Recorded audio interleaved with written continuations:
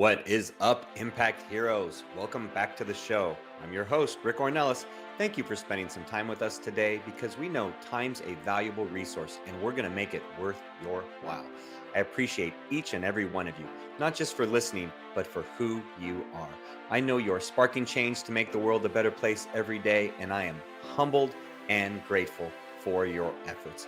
It takes all of us doing our part to spread positive change, and that's what this show is all about.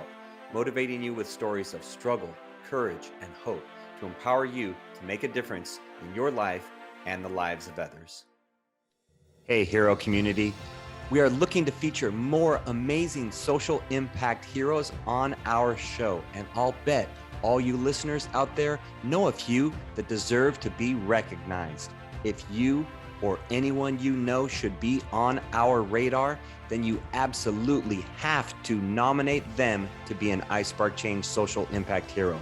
Just click the link in the show notes below to help us find out about more people that are doing great things.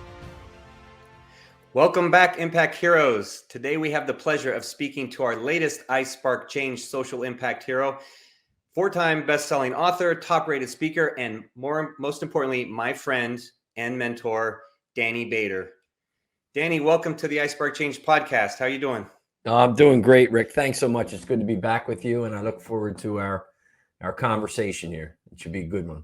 Yeah, thanks, Danny. I mean, I know, we've been, I've known you for, over 10 years or maybe right around 10 years, I think, when we first met. Probably, yeah. I was delivering that workshop down in Florida. No, it was in California. It was in Irvine. It was California. It was back in Allergan days. You were there delivering the workshop. Right. And one thing I always remember, Danny, is that, you and I connected right away because we connected with our faith, and we connected with we were both family guys, and we were both, I don't know, we just had the same kind of spirit and energy. Yeah. I think that's a good way of putting it. I really do. I think there's certainly an energy and a spirit in all of us. And I think they certainly gravitate towards like spirits. So yeah, I remember that meeting. That was good. Yeah, it was very good, very good. And I'm glad that it brings us to today, that years later, that you're coming as a guest on the podcast. So Danny, I mean, the reason you're here is because, we see you as someone that is spreading positive change in the world because your actions have a positive impact on others and a positive impact on humanity. And that's what at iSpark Change we call a social impact hero. You are making that impact. You're making a difference. So every hero has an origin story. They have their story of who they are, where they came from, how they got to where they are at this point of being a hero. So what's your personal story? How did you get here to where you are today? To where I am, yeah, that's a long story. So I'll give the elevator speech. And thanks for calling me a hero. I haven't been called that lately, so I humbly appreciate that. I think we'll talk about that in a sec. We'll talk after you answer this, then we'll talk about that. Oh yeah. So my story is I grew up outside of Philadelphia, one sister and six brothers. Large middle-class family. Mom and dad are still alive, and life was relatively easy. Played sports and went to school, got good grades. And then when I was 28, my friend and I had an accident where we were lowering a ladder and we hit an electric line that had about 8,000 to 10,000 volts of electricity. It was a high tension line along the side of the house, along the street. And the short story is it came, that electricity went into both of us and it killed both of us. I was dead, according to an eyewitness, for probably about 8 minutes or so. And then I came back to life. And my friend didn't. He was a beautiful man, 36 years old, 3 kids, husband, brother, son, father, just a great guy. So, I came back, and then I had to kind of navigate through a very, very dark time where I blamed myself for his death. I had a lot of guilt as to why I was still here and he wasn't. And, a lot of abuse of alcohol and some other things. So that was, that's kind of, we all have a story, and many of us have a kind of anchor story, I guess, that for some, it changes your life. I always had a belief in God, as you and I have talked about, and now I have a knowledge of it, right? I know that when our body stops, there's a place where that energy and that spirit continues on. Yeah, that's beautiful, Danny. And I know we've talked about it before, and that's, I think that's what has helped you to connect with people, because you've seen, that higher power, and that greater place that, we hope to all get someday. Trust, don't hope, trust. Yeah, trust. Yes, trust. Right? Exactly. Trust. Yes, thank you. Yeah, You're that we welcome. trust that we will, because I firmly believe that, and I'm, there's so much bad in the world right now. I mean, the world is a beautiful place. Don't get me wrong, the world's a beautiful place, but then things happen like this war on the other side of the world in Ukraine, and Yeah. you think, man, how can this still happen in the 2022, that those type of atrocities are still happening? And that's where our faith really can carry us through. That, hey, we're, at least we have faith that if I were, if it all were to be over today, then I have faith that, okay, then I can be with the Lord, and be at peace, and be in a better place, and not have to deal with all that. So yeah, thank you. Yes. Yeah, I Thank you think for a that lot of reminder. that evil that exists here on earth is just that. There's both goodness and spirit, and there's evil. And it's very tough for us to kind of figure it out. And I don't think God's here to control that evil and defeat it. I think it exists, and it's up to us to do our best to minimize it and to fight it as best we can. But Yeah. he's not, she, the energy of God is not pulling all the strings. That's not, I don't believe that's the way the world is wired. There will be struggle. And I think that God either protects us from that, or supports us as we move through it. Yeah, and I think that's a key right there, is that if we're, so many people, they will go to God or draw on God in times of struggle, in Right. times of, of difficulty in their lives. That maybe he's not there for them all the time, or at least they don't acknowledge that. But then when something becomes hard, then it's like, oh God, please, please make this go away. Please, I don't want Oh, this to happen. yeah. Please. Yeah. And Yeah. they start bargaining, or, or begging, and all that stuff. Oh, sure. And I think it's important that, the people to understand that, look, he's always there. He'll always be there to help you, if you just kind of open the door. Yes. Yeah. Yeah, it's so key. I've talked a bunch, and anytime I talk to people, it's just, keep that relationship open all the time. I remember I was running a restaurant years ago, and I had two young guys that were they were a little bit younger than me, maybe, I don't know, 6 years, 8 years. So not a whole lot. And I was married and they weren't, and we were having that conversation, about God and church and everything else. And at the time, one of the guys was going out with a girl named Beth. And I said to him, I said, if Beth was in a horrific car accident, and you rush to the hospital and she's in ICU, and, tubes everywhere, and her head's all bandaged up and her eyes are taped shut, I said, would you pray? And he said, oh yeah, I would. I said, well, don't wait for that. Why wait for the tragedy? Let's just keep that relationship with it, God, however you define God, because I think there's a lot of definitions. And I think there's a lot of different roads that people travel to that source of love. And I think it's very hypocritical when we who practice one faith, judge others for theirs. So long as that faith is generating goodness and love, I think there's a lot of roads to get to the kingdom, so to speak. Yeah. Yeah. I mean, I think you're right. I think at the center is, like you said, that faith is so important. Mm-hmm. And that's something for me that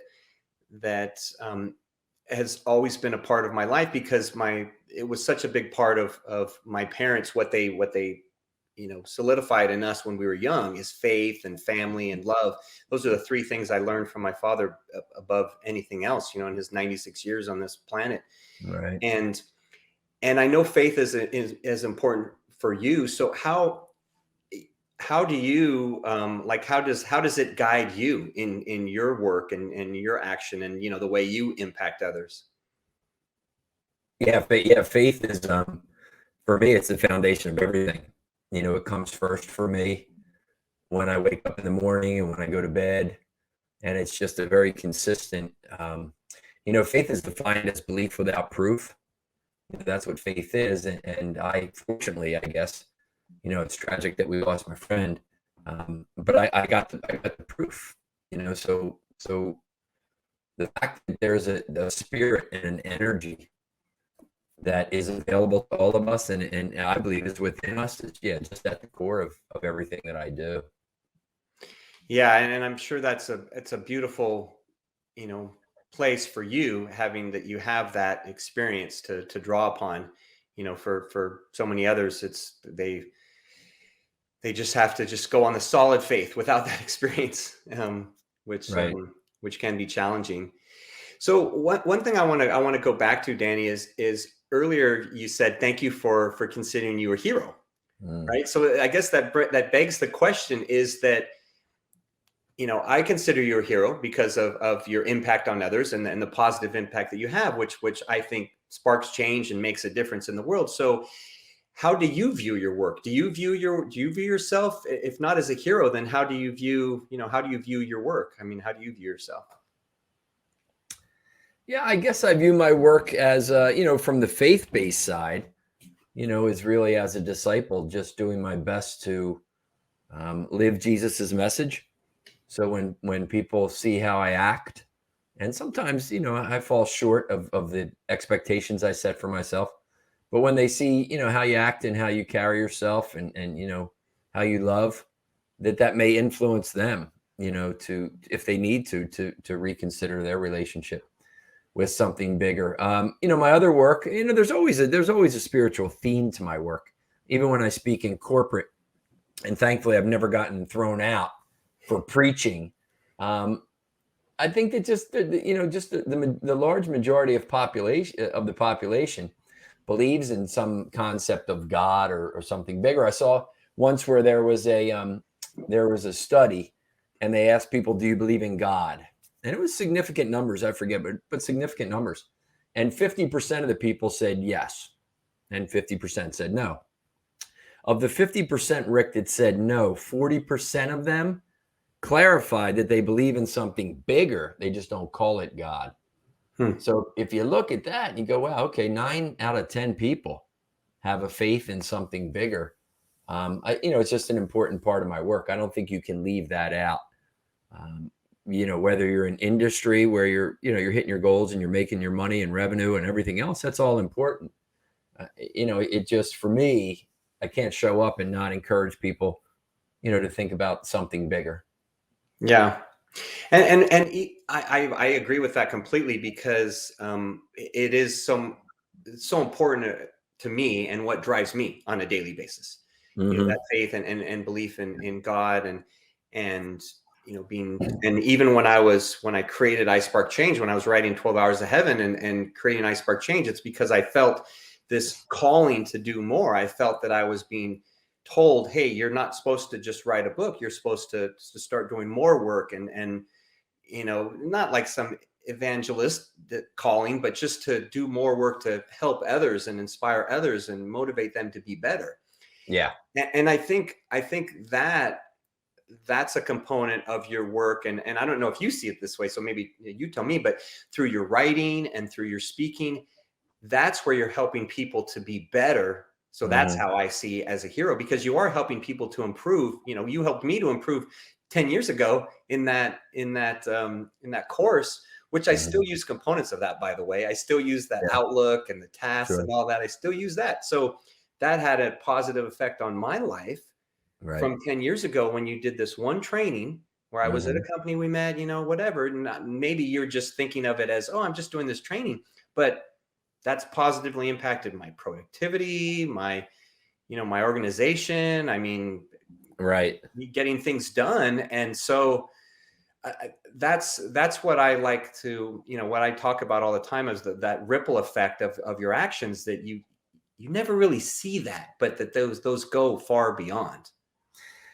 Yes. Yeah, I would agree with that. And it's very humbling to get that feedback from people that remember, whatever it is you or I did in our coaching, in our writing, in our podcasts, where you did impact. I mean, I think inspiration, as you said, is probably a key word in terms of the work that I deliver.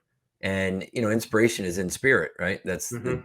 in spirit. So what you're really doing is just trying to get that person connected with the so-called human spirit, which I believe is hardly human. And plant some seeds of inspiration so they just lead a more fulfilling life as they define it, with their family and their faith and their work and their business and their finances and their health. Just support them on this wonderful journey called life. Yeah, I mean, inspiration is a beautiful thing. It comes from, if I believe, it comes from Latin word, which means to give breath. Inspire, Mhm. which means to give breath. And I almost believe that, the way I see is that breath is life. And Mhm. like, if almost, like if you're giving, were to be giving someone, mouth to mouth or CPR, right? You're giving them that breath, Sure. that life that they don't necessarily have. Mhm. And that as someone that is speaking or training, or you're writing, any of those things, if someone gets that inspiration, that new breath that gives life to something, it may be a belief, it may be causing them to do something, like someone reads something and they get inspired and they're like, oh, I'm going to start eating healthier, or I'm going to start working out, or whatever. Sure. That breath, that new life, it's almost Mhm. like the genesis that can grow into something, beautiful, something that Right. that can go far beyond that initial moment, if Right. you will. Yeah, I think it does for sure. And that's well, I had that experience, I wrote about in my first book called Back to Life. It was actually called Back from Heaven's Front Porch, and then we rebranded it and I got the rights back and wrote a final chapter. But the brand of my podcast is called Back to Life. And while that literally happened to me, where my body stopped and then it came back to life, what I offer to people is, every day when you wake up, you're back to life.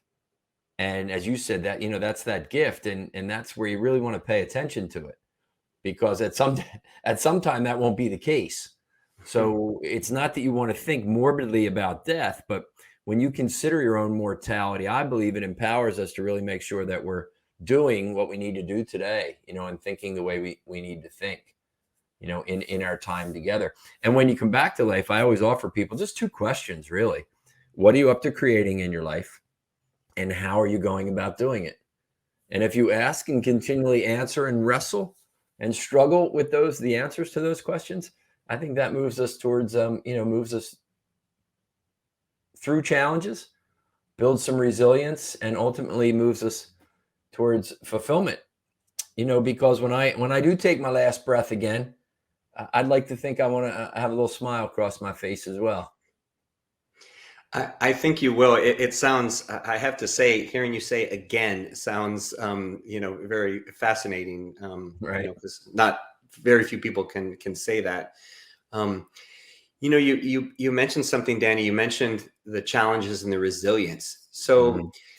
so I know you talked about it a little bit in your intro. When you're telling your story about some of the challenges you had, but how would you say that, you know, what's something that in the past you felt was like a roadblock or some kind of challenge that was there that ended up, motivating you to move on, or ended, that you moved past, that you can think about?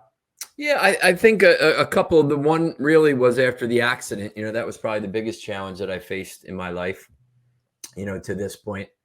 And it just, inspires you really. Motivation for me is kind of an external.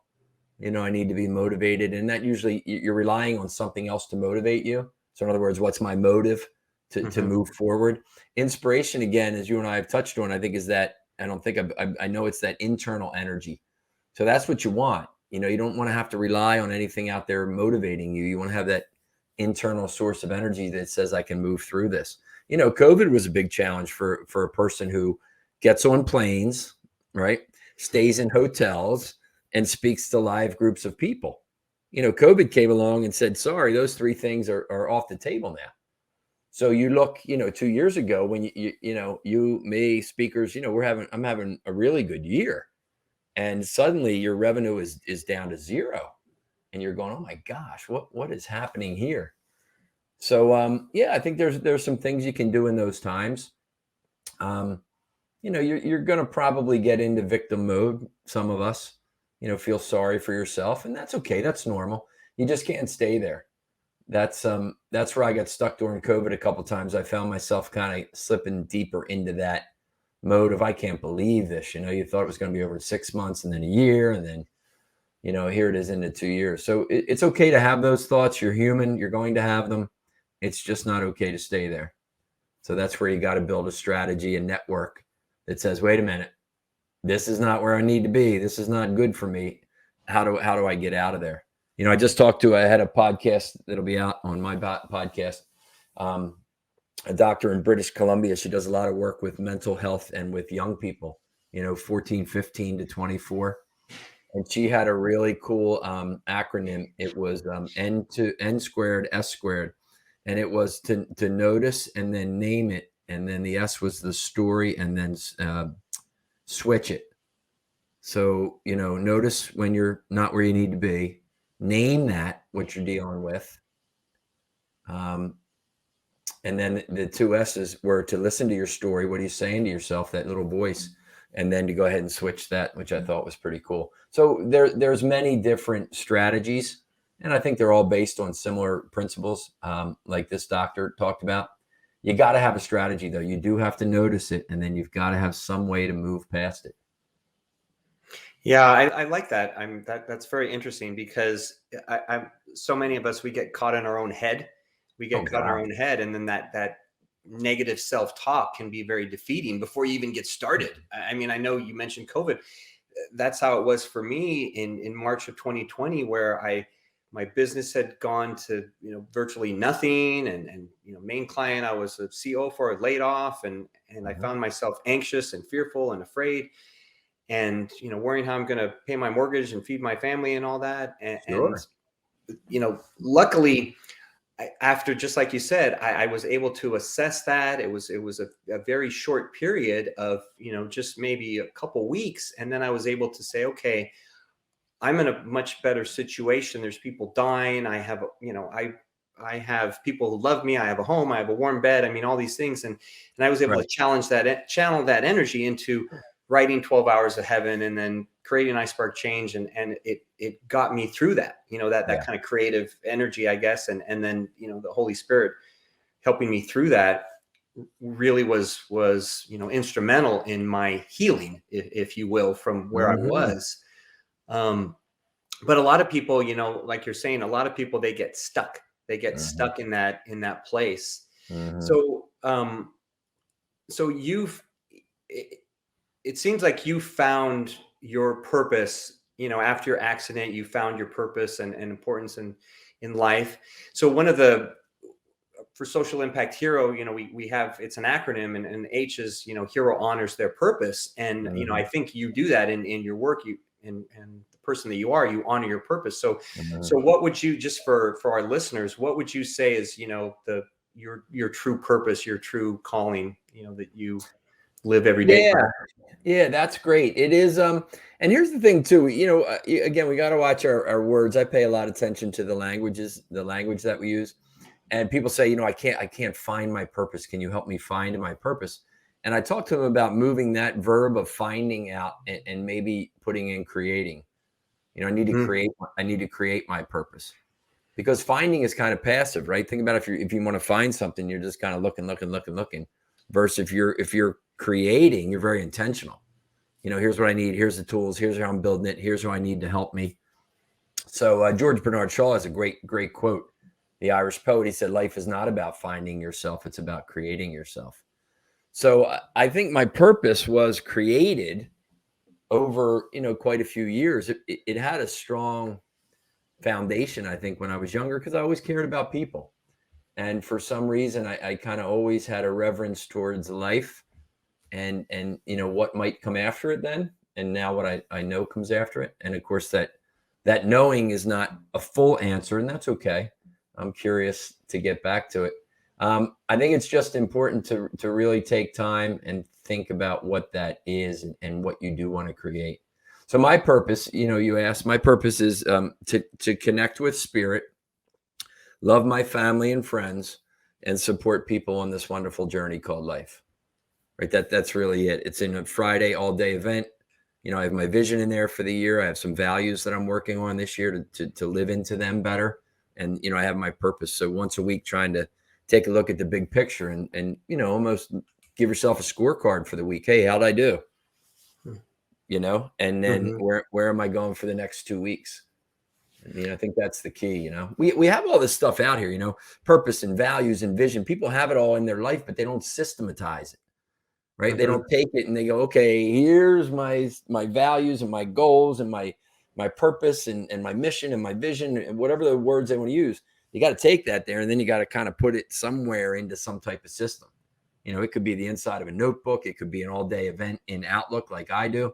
You have to get clarity on that, I believe. And then you got to continue to review it, at least once a week. How am I doing? How am I doing? Where do I need to adjust? Where do I need help? Where do I need to slow down? Where do I need to create some times of stillness? Really important. Yeah. I think. Yeah, that's also important. And I appreciate that you shared about the creating your purpose, because I literally, I do a presentation. I'm actually doing it this Sunday for a high school group, a charity organization, and it's on creating purpose. And I specifically say the exact same thing, is that you don't find it, that you have to create it. So thank you for bringing that up, because getting myself caught in my own words and that's the heart of them. And, they're young. And so it's something that I want to help impart on them at that young age, is because it took me a long time to find my purpose of, to love and to give and to serve. And if they can, find it when they're, 17, or 16, what a life that can, that can be, that the kind that can help to change the world, which is what we're working on in iSpark Change. So I think the purpose too, Rick, regardless of what it is, as young people create it, I would offer to anybody listening that, they may say, I need to find my purpose. Number one, I would offer to them, shift it and say, create it, be more intentional. When you wake up in the morning, just think when you wake up and go, gosh, I hope I find my purpose today, or I'm going to go create my purpose. Probably going to get more action from that other side. So I think that's really important. And I think your purpose has to be directed in, as you said, in service to others. So by my writing and my speaking and my podcasting and things, is it in service to others? Yeah. Do I need to make revenue off of it for my family and my household? And yeah, absolutely. Is it in service to others? And I think regardless of what we do, you can be, a tradesman, which is very valuable, a carpenter, a plumber, electrician, any of that, and still be in service to others.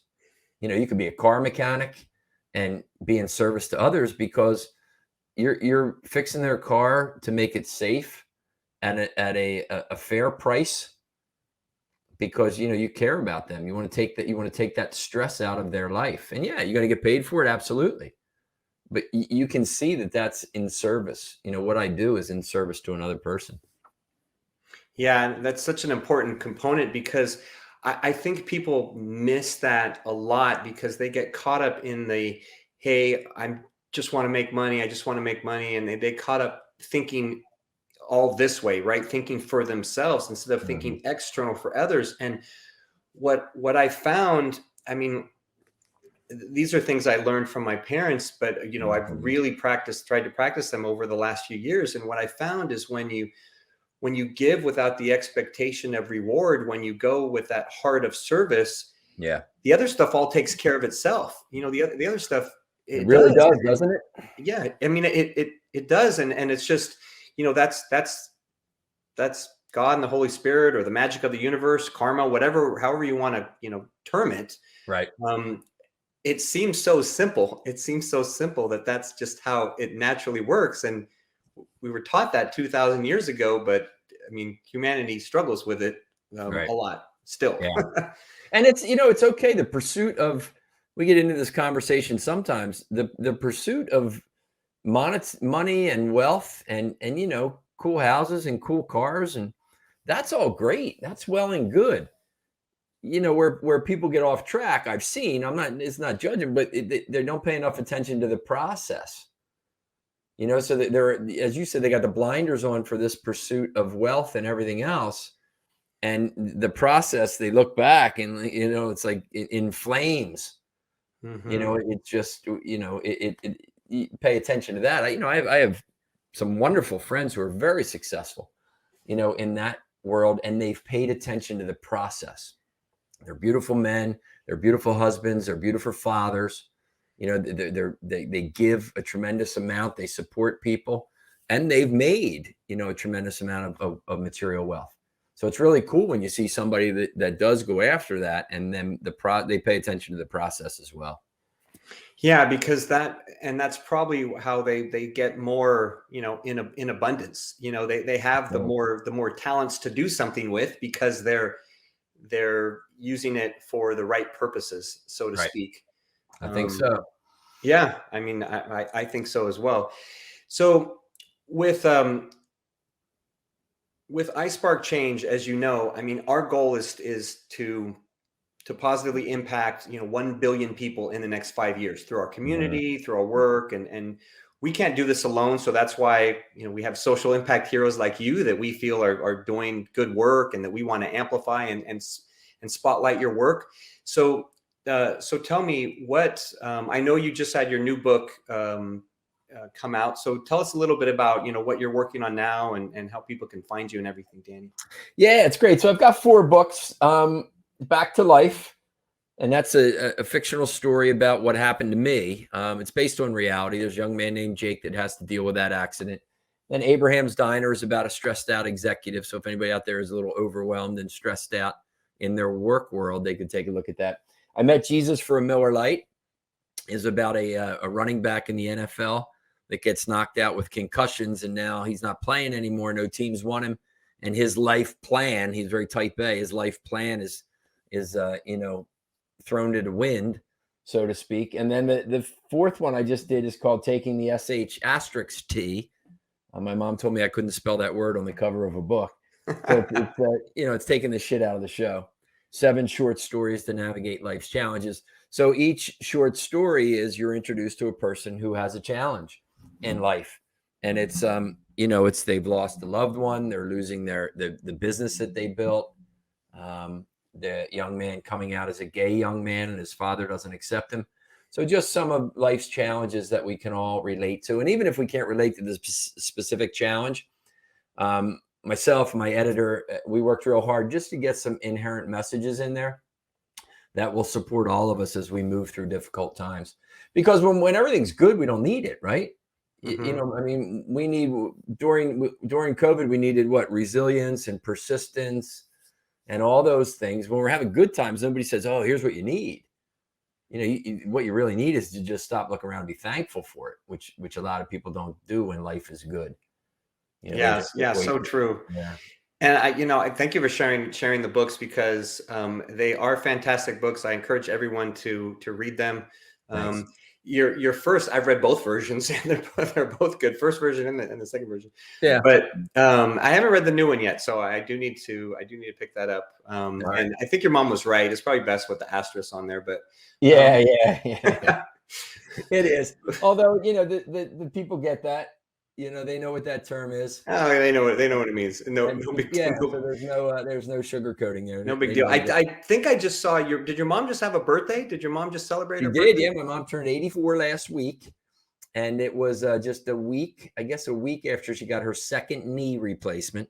Wow. So yeah, she's 84 and rolling right along. She's doing well. My dad's 92, so blessed to still have them here. You are, yeah, very much so.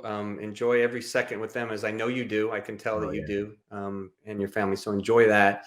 So one final question, Danny, that we ask everybody that's here on the podcast, and that's because, as I said, we need the help of leaders like you to show others the way, because many people feel like I did at one point, that I'm too small to make a difference. That what are my actions going to do? I didn't believe in this ripple effect or anything, and just thought that, hey, my actions are going to make a difference. So as I said, we want to impact 1 billion people. We want to make the world a beautiful place, make the world the place that that it can be, if people take those lessons that they learn from your book or my book, but that they pick up along the way and they get inspired with. So we value your opinion as a social impact hero. So I'm going to ask you to peer into our iSpark Change crystal ball and tell me, what do you visualize that the world can become if everyone believes that they can have an impact on our future? If everyone believes that they can make a difference? Oh man, it would just be wonderful. It would be heaven on earth, so to speak. There's a quote that says, "Be such a man and live such a life that if every man or woman were like you, this would be God's paradise." And I think what you're talking about is that we all come from a place of love and understanding and forgiveness. And should we all move towards that? And you're right, we can all make the difference. And it just has to keep compounding. It may not happen in our lifetime. When it does, there won't be war. There won't be children dying of starvation and those things. There'll be a lot more goodness and support in the world. Yeah, and thank you for painting that picture, because when I had the idea to create iSpark Change and felt the calling to do more and said, hey, we're going to impact 1 billion people in 5 years, I asked God, I said, look, I'm going to work on this till the day I die. I'm 50 now. Maybe I get another 50 years, and then I'm halfway. So maybe I can work on it for another 50 years. But I said, I don't know if it's going to happen in my lifetime. Like you said, I really hope it does. So I can, see kind of the fruits of my labor, but I just hope I'm already seeing it, just in the past few years. I've already connected with people from all over the world, and I'm seeing the positive difference. And, that we're going through like this, kind of rebirth and, changing spirituality and everything. And that I know that change is happening. So, so I think by painting that picture, the more people that can hear that picture and visualize it and say, oh, wow, let's create this. Let's make this a reality. The more it's going to happen. Yes. So, well, I agree. We have to do our part, right? Yeah, exactly. Just fight the good fight. That's it. That is it for sure, man. St. Paul to Timothy, right? Yes, exactly. Fight the good fight. Kept the fight, kept the faith, fight the good fight, and I have run the race. Finished the race. And that's what I'm hoping I can say at the end when it's all over. But I know you're doing your part, Danny, as I said, to be a social impact hero and fight the good fight. So thank you for being on the show. It's been awesome to catch up with you and to have you share everything with our audience. It's been my pleasure. I love you. I love your work. So keep it up, brother. Yeah, likewise. Love you too, man. Thanks, Danny.